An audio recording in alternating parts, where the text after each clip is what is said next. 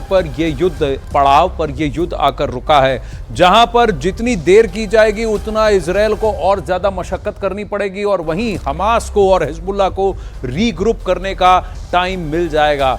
Israel के पास ऐसे हथियार हैं कि वो गाजा में महाविनाश ला सकता है और फिलहाल वो किन हथियारों का, किस तरह से बमों का इस्तेमाल गाजा में कर रहा है, ये अब सामने धीरे धीरे आने लगा है। और इजरायल की सेना ने ऐलान किया है कि उन्होंने स्टील स्टिंग मोटार बम से गाजा में आतंकी ठिकानों को तबाह भी कर दिया है। कहीं ना कहीं इजरायल अब मोर्चा संभाले है कि वो ग्राउंड पेनिट्रेशन गाजा में करना चाहता है, लेकिन वहीं यूएस कहता है जरा रुक जाओ।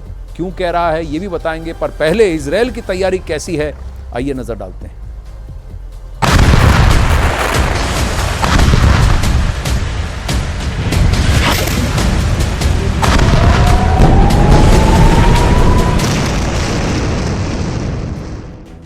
हर दिन जंग भयानक रूप ले रही है। रविवार की रात इजराइल की वायुसेना ने गाजा पर सबसे ज्यादा बम बरसाए।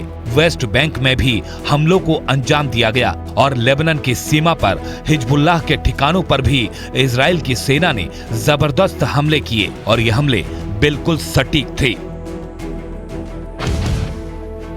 10,000 टन से ज्यादा बारूद सिर्फ और सिर्फ गाजा पट्टी के अलग अलग इलाकों में हमास और इस्लामिक जिहाद के ठिकानों पर बरसा है और गाजा में जैसे कयामत आ गई है। चारों तरफ चीख पुकार है, पूरा शहर मलबे में तब्दील हो चुका है और जैसा कि इजराइल की सेना ने ऐलान किया था, रविवार को इजराइल का अटैक और तेज हो गया और इन हमलों में इजराइल कई तरह के बमों का इस्तेमाल कर रहा है, जिसमें से एक ऐसा मोटार बम है जिसे इससे पहले कभी युद्ध में इस्तेमाल नहीं किया गया था और जिसे दुनिया का सबसे सटीक और सबसे घातक मोटार बम माना जाता है। इजरायली सेना का फौलादी डंक, हिजबुल्लाह और हमास में हड़कंप, महायुद्ध में चला सबसे सटीक मोटार बम। ये वो मोटार है जो वहीं हमला करता है जहां उसे हमला करना होता है। इसीलिए ये ऐसे इलाकों में हमला करने के लिए सबसे मुफीद होता है जहां आबादी बहुत घनी हो और घनी आबादी के बीच में किसी टारगेट को तबाह करना होगा। गाजा एक ऐसी ही जगह है जहां घनी आबादी के बीच में आतंकियों के ठिकाने हैं और उन्होंने ऐसी जगहों पर अपना ठिकाना बना रखा है जहां आसपास स्कूल, चर्च, मस्जिद और दफ्तर हैं। उन्हें निशाना बनाने का मतलब है कि कोलेट्रल डैमेज होने की आशंका रहती है, यानी आम लोगों को नुकसान पहुंचने का खतरा रहता है और इसी को कम करता है इजराइल का स्टील स्टिंग मोटार बम। इजराइल ने पहली बार चलाया स्टील स्टिंग मोटार बम। मैगलन कमांडो ने किए स्टील स्टिंग बम से कई हमले, एयरफोर्स के साथ मिलकर दिया हमलों को अंजाम। हमास और इस्लामिक जिहाद के कमांडरों को मारा। मैगलन कमांडो ने 100 से ज्यादा आतंकियों को ढेर किया। इजराइल के कमांडो फॉर्मेशन के कमांडर जनरल ओमेर कोहन ने ऐलान किया है कि मैगलन कमांडो यूनिट ने एयरफोर्स के साथ मिलकर अलग अलग तरीकों से आतंकियों के दर्जनों ठिकाने तबाह किए हैं और उसमें स्टील स्टिंग मोटार बम से हमले भी शामिल हैं। अब समझिए कि आखिर क्यों इजराइल ने 2 साल पहले सेना में शामिल किए गए अपने इस बेहद नए और बेहद घातक मोटार सेल को जंग के मैदान में उतारा। ये वीडियो इजराइल की सेना ने जारी किया है, जिसमें बताया गया है कि कैसे हमास के आतंकियों ने अपने ठिकाने गाजा के बेहद घनी आबादी वाले इलाके में और वो भी स्कूल, मस्जिद और यूएन के दफ्तर के पास बना रखे हैं और यही काम आता है स्टील स्टिंग बम। यहां देखिए, मस्जिद से महज 80 मीटर की दूरी पर हमास का रॉकेट लॉन्च ठिकाना। यहां एक छोटे बच्चों का स्कूल है और उसके कंपाउंड से सटा है हमास का रॉकेट लॉन्च ठिकाना। यहां देखिए, यहां 2 स्कूल हैं और उसके पास ही है हमास का रॉकेट लॉन्च का ठिकाना। ऐसे ही ठिकानों को निशाना बनाने के लिए इजराइल की ऐसे मोर्टार का इस्तेमाल कर रही है जिससे आम लोगों को नुकसान कम से कम हो और ठीक वही टारगेट नष्ट किए जाएं जहां हमास के आतंकियों ने इजराइल पर हमले के लिए रॉकेट लॉन्चर तैनात कर रखे हैं और वहां से पूरे इजराइल और खास तौर पर उत्तरी इजराइल में हमले किए जा रहे हैं। इजरायली सेना के कमांडो फॉर्मेशन के कमांडर के मुताबिक जंग की शुरुआत से ही इजरायली कमांडो यूनिट ने मोर्चा संभाल रखा है और लगातार गाजा में आतंकी ठिकानों को निशाना बना रहे हैं। इसमें शामिल हैं मैगलन कमांडो, नट कमांडो, चेरी कमांडो। ये वो कमांडो यूनिट है जिन्होंने खुफिया जानकारी हासिल की और फिर एयरफोर्स के ड्रोन से आतंकी ठिकानों के सटीक कोऑर्डिनेट हासिल किए और उसके बाद ऐसे ठिकानों को बम से जमींदोज कर दिया, जिसके लिए स्टील स्ट्रिंग का भी इस्तेमाल किया गया। इजरायली सेना ग्राउंड ऑपरेशन की तैयारी कर रही है। गाजा की सीमा पर टैंक तैनात हैं। इजरायली सेना लगातार अभ्यास कर रही है कि कैसे गाजा के भीतर जाकर आतंकियों का सफाया किया जाए। आतंकियों को निशाना बनाने की प्रैक्टिस जारी है और दूसरी तरफ नेतन्याहू वॉर कैबिनेट में जंग की शक्लो सूरत पर लगातार बैठक कर रहे हैं। अपनी सेना के बीच में जाकर जायजा ले रहे हैं, हौसला बुलंद कर रहे हैं और ग्राउंड ऑपरेशन के ब्लूप्रिंट को फाइनल करने में जुटे हैं। कभी भी ग्राउंड ऑपरेशन शुरू हो सकता है, लेकिन कोई गलती नहीं होनी चाहिए, क्योंकि रविवार को गाजा के भीतर बंधकों के हालात और पोजीशन की जानकारी जुटाने के लिए खुफिया रूप से घुसी इजराइल की सेना की एक यूनिट पर हमला हुआ और इस हमले में एक जवान की मौत हो गई। जाहिर है आईडीएफ नहीं चाहेगी कि इस तरह के हालात पैदा हों, लिहाजा प्लानिंग को फुल प्रूफ किया जा रहा है और आने वाले समय में इजराइल और भी घातक हथियार निकालेगा जो महाविनाशक साबित हो सकते हैं। अब आपको बताते हैं कि इजराइल का ये नया हथियार क्या है और कैसे काम करता है, जो उसे इतना खतरनाक भी बना देता है और रिहायशी इलाकों में हमला करने के लिए एक सुरक्षित हथियार भी इसे माना जा रहा है। 2021 में इजरायली सेना में शामिल होने वाला ये दुनिया का सबसे सटीक मोर्टार माना जाता है। एल्बिट सिस्टम्स ने स्टील स्टिंग मोर्टार बम को बनाया है, जिसके लिए 2010 में ही काम शुरू हो चुका था और मार्च 2021 तक इसने अपने सारे टेस्ट पूरे कर लिए। ये 120 mm का गाइडेड मोर्टार बम है जो इजराइल ने बनाया है और इसके कैशेट और हनित मोर्टार के साथ इसका प्रयोग किया जाता है। स्टील स्टिंग को आयरन स्टिंग भी कहते हैं और इसमें 2 गाइडेंस सिस्टम हैं, लेजर और जीपीएस। इसी डुअल गाइडेंस सिस्टम की वजह से स्टील स्टिंग को बिल्कुल सटीक हमला करने की ताकत मिलती है। रिहायशी इलाकों में टारगेट पर हमला करने में आम लोगों के नुकसान को बचाया भी जा सकता है। अर्बन वॉरफेयर में इसका प्रयोग किया जा सकता है और किया जा भी रहा है। और वहीं पहली बार गाजा में हमास के खिलाफ इस्तेमाल इजराइल की कमांडो यूनिट ने इसका प्रयोग किया गया और हमास के खिलाफ किया और काफी इस पे उन्हें रिजल्ट्स भी मिले।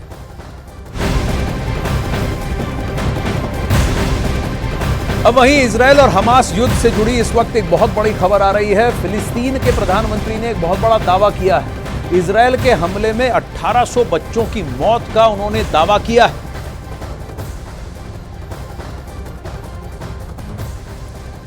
फिलिस्तीन के प्रधानमंत्री का यह दावा कि इजराइल के हमले में 1800 बच्चों की मौत, यह दावा बहुत बड़ा दावा है, लेकिन क्या इसके पुख्ता सबूत भी फिलिस्तीन के प्रधानमंत्री दे सकते हैं? क्योंकि यही वो प्रधानमंत्री हैं जिन्होंने इजराइल उस अल बैप्टिस्ट हॉस्पिटल को पर भी इजराइल के हमले की घोषणा की थी, जिसके बाद सबूत उल्टे विपरीत में निकल के आए थे, जिसके बाद फिलिस्तीन के प्रधानमंत्री ने कुछ कहा नहीं।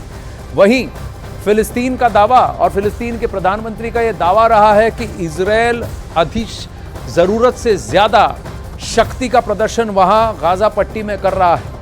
वहीं अमेरिका के लाख मना करने के बाद भी इजराइल हिजबुल्लाह से भिड़ने पर आमादा है और इजराइल कभी भी हिजबुल्लाह के खिलाफ युद्ध का ऐलान कर सकता है, क्योंकि इजराइल को पता है कि हमास पर जितने उसके अटैक्स तीव्र होते रहेंगे, वहीं हिजबुल्लाह और हूती ये अलग अलग फ्रंट ओपन करने की कोशिश करेंगे ताकि इजराइल का अटैक फोकस डाइवर्ट हो जाए, टू फ्रंट से मल्टी फ्रंट एक कॉन्फ्लिक्ट, एक वॉर जैसी परिस्थिति शुरू हो जाए। लेकिन इजराइल का कहना है कि वो हिजबुल्लाह से भी लड़ने को तैयार, और अगर ऐसा हुआ तो अमेरिका को भी जंग में सीधे तौर पर उतरना पड़ेगा। दूसरी तरफ ईरान और हिजबुल्लाह दोनों मिलकर इजराइल को युद्ध के लिए भड़काने में जुटे हैं ताकि इजराइल के खिलाफ टू फ्रंट वॉर की एक परिभाषा वो बना सके और वो दो मोर्चे पर युद्ध में उलझकर फंस जाए। इजराइल की फिर ताकत डिवाइड हो जाएगी।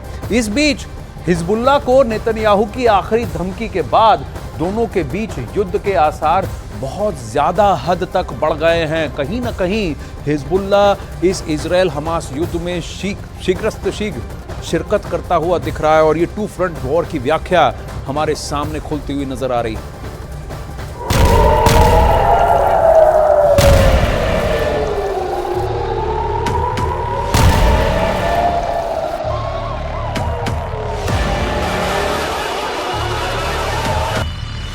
हिजबुल्लाह चाहता है कि इजराइल उसके साथ दो दो हाथ करे।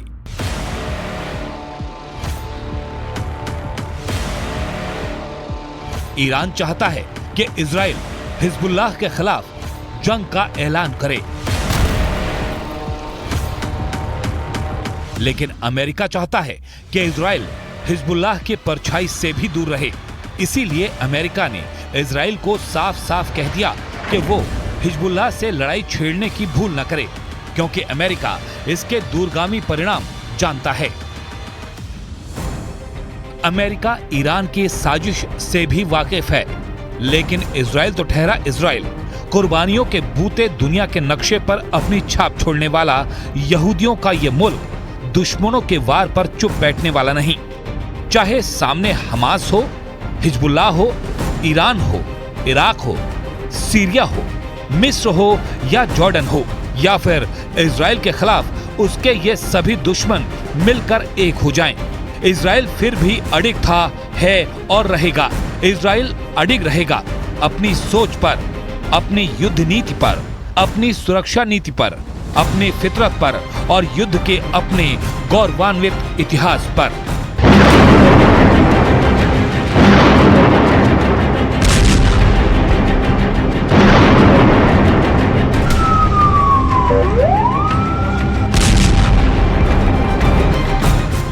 शायद इसीलिए इजराइल अमेरिका की भी नहीं सुन रहा और अपनी फितरत से मजबूर होकर हिजबुल्लाह के हमलों का मुंह तोड़ जवाब दे रहा है। अभी एक दिन पहले ही इजराइल ने लेबनान में हिजबुल्लाह के ठिकानों पर बमबारी कर उसके 8 लड़ाकों को मिट्टी में मिला देने का दावा किया। दुनिया जानती है कि इजराइल वो मुल्क है जो ईंट का जवाब पत्थर से देता है। एक मिसाइल हमले का जवाब 10 मिसाइल दाग कर देता है। इजराइल की यही फितरत दुश्मनों में उसके खौफ का सबसे बड़ा सबब है और दूसरी तरफ इजराइल की सबसे बड़ी कमजोरी भी। बेहद आक्रामक तेवर वाले दुश्मन को भड़काना बहुत आसान होता है और ये बात ईरान और हिजबुल्लाह अच्छी तरह जानते हैं। इसीलिए दोनों इजराइल को भड़काने में जुटे हैं। مایلم هشدار بدهم به ایالات متحده آمریکا و عامل نیابتیش رژیم جعلی اسرائیل که اگر فوراً جنایت علیه بشریت و نسل کشی در غزه را متوقف نکنند هر احتمالی در هر इजराइल के ये दोनों दुश्मन अपने मंसूबे में कामयाब होते भी नजर आ रहे हैं, क्योंकि इजराइल ने हिजबुल्लाह को खुली धमकी दे दी है वो इजराइल से टकराने की गलती न करे, नहीं तो लेबनान को पाषाण युग में पहुंचा दिया जाएगा। रविवार को प्रधानमंत्री नेतन्याहू लेबनान से लगी देश की उत्तरी सीमा पर पहुंचे और सैनिकों से मुलाकात की। इस दौरान उन्होंने हिजबुल्लाह को अंतिम चेतावनी दे डाली।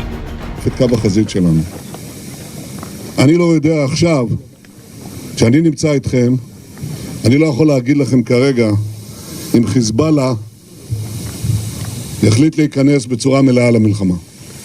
אם חיזבאללה יחליט להיכנס למלחמה, הוא יתגעגע למלחמת לבנון השנייה. यानी इजराइल उसी रास्ते पर आगे बढ़ रहा है जिस पर जाने से अमेरिका उसे रोक रहा है। इधर इजराइल की धमकी पर हिजबुल्लाह ने भी करारा जवाब दिया और इजराइल को चेतावनी दे दी कि अगर उसने गाजा में अपने सैनिकों को भेजने की गलती की तो उसे इसकी भारी कीमत चुकानी पड़ेगी, क्योंकि हिजबुल्लाह ने खुद को भी इसी लड़ाई का हिस्सा बताया है।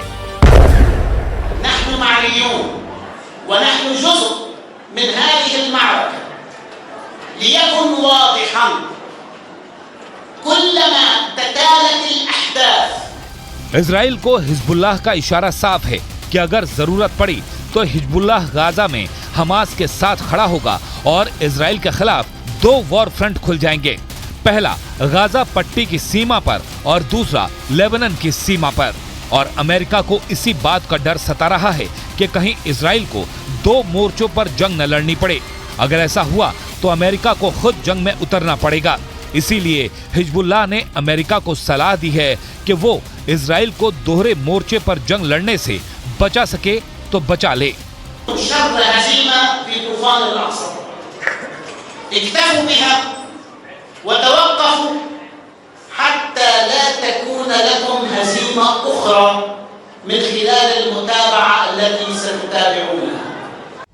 हिजबुल्लाह की इस धमकी पर भी इजराइल को अमेरिका की बात समझ में नहीं आ रही। तो क्या अमेरिका इजराइल को उसके हाल पर छोड़ देगा?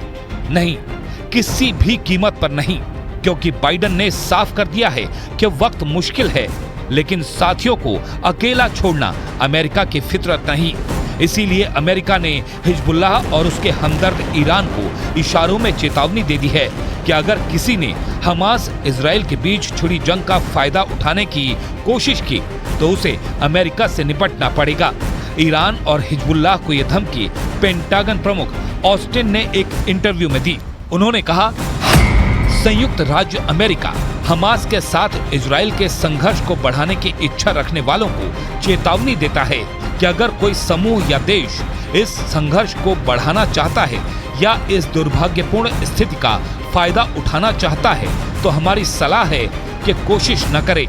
ईरान समेत इजराइल के सभी दुश्मनों को सुपर पावर अमेरिका ने खुलेआम कह दिया है कि अमेरिका को अपनी रक्षा करने का अधिकार है और वो बिना किसी हिचकिचाहट के उचित कार्रवाई करने के लिए तैयार बैठा है।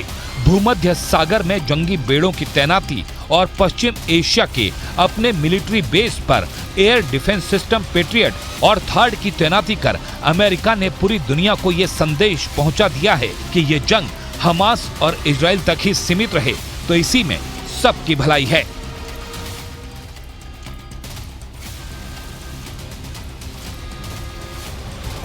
अब वहीं नेटो को लगता है कि यह युद्ध आगे बढ़ सकता है, खतरा बड़ा है और इसके लिए तैयारियां भी की जा रही हैं। अगर अमेरिका ने अपने सैनिकों की तैनाती पश्चिम एशिया में बढ़ा दी है तो वहीं पश्चिम एशिया में ही इजराइल के पास साइप्रस द्वीप पर भी नेटो फोर्सेस की तैनाती कर दी गई है।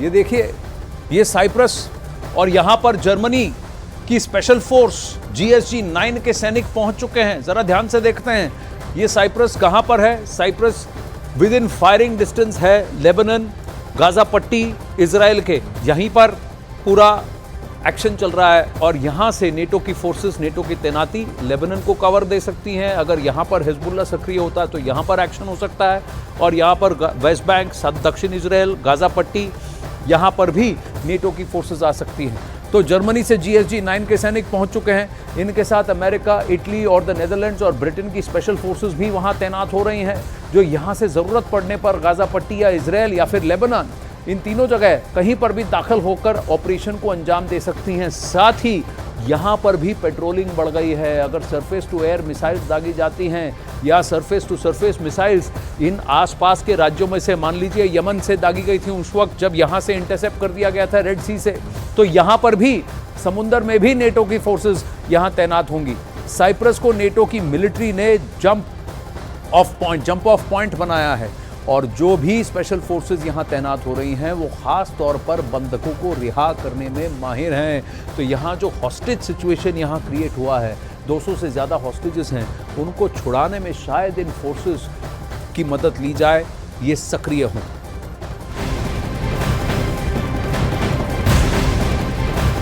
अब वहीं इजराइल और हमास युद्ध पर अब तक की सबसे बड़ी खबर इस वक्त सामने आ रही है। गाजा में इजराइल की सेना का अब तक का सबसे बड़ा एक्शन सामने निकल के आया है। हमास के 320 आतंकी ठिकानों पर ताबड़तोड़ हमले किए जा रहे हैं। इजराइल के हमले में कई आतंकियों के मारे जाने की भी खबर सामने आ रही है।